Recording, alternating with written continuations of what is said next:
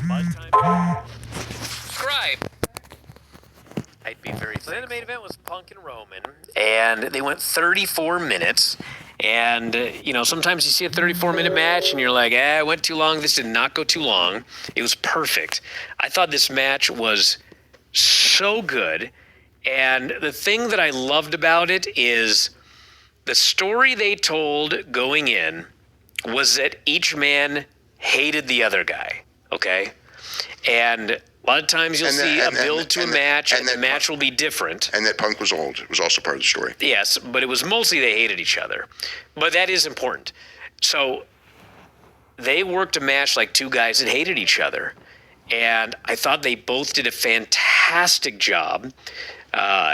Just little things, and they had the big things, but also like the little things, and the fans ate it up. There were chants for both guys. They absolutely, there was not one moment in this match where the crowd was bored, tired. They were into it from start to finish, and it was very interesting because they did do that line on television about how CM Punk was old, and the end of this match is CM Punk hit a go to sleep, and Roman Reigns kind of hits the ropes, and he stumbles forward, and he ends up on Punk's shoulders. Punk then goes to stand up, and he's going to give him a second GTS, but he collapsed. And Roman then gets up, hits a spear, hits another spear, and pins him. So I don't know how they called it in commentary, but like watching it, it was like this guy... Not that he's like old, but he's not young anymore. And after 34 minutes, he couldn't make that second GTS. It was very interesting how they did it.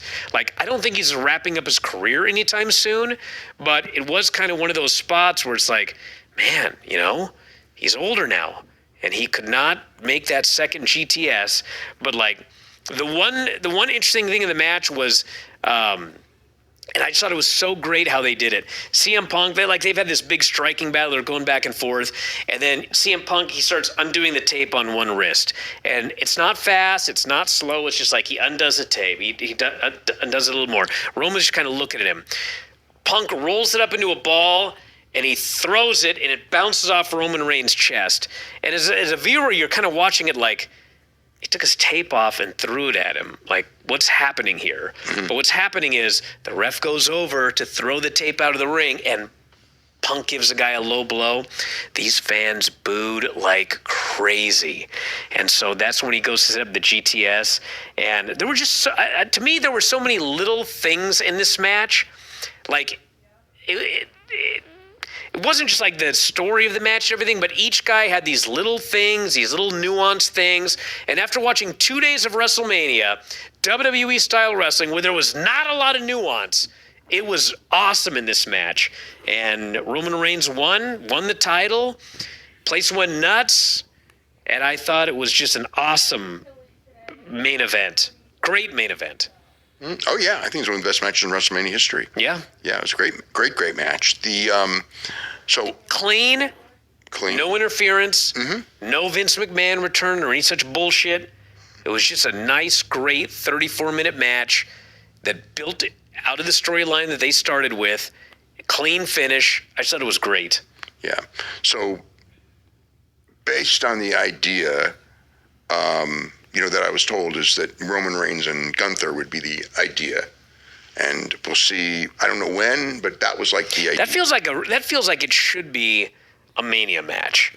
Because Obafemi's a stronger match for him for Mania. Yeah, you could do Obafemi, but there's the thing with Brock, or the thing with Gunther is like, you retired John Cena. Mm-hmm. You retired AJ Styles. You have not been beaten. You choked out Seth Rollins. Like, that can be built into a massive match, I feel. Oba as well. There are two titles. I think Oba is a bigger match than the Gunther match.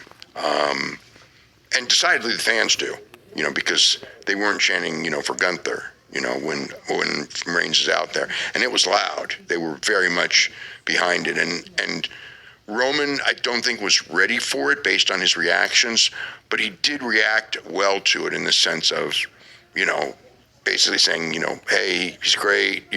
Everyone puts him over, but he's not ready. So he had he was all set up. In the Punk match, like I thought Punk really probably saw this as like the biggest match of his career. It was. Yeah. It's a match he's been dreaming about his whole entire life. Yeah, he was main eventing WrestleMania. Yeah. Second night in a world championship match as champion.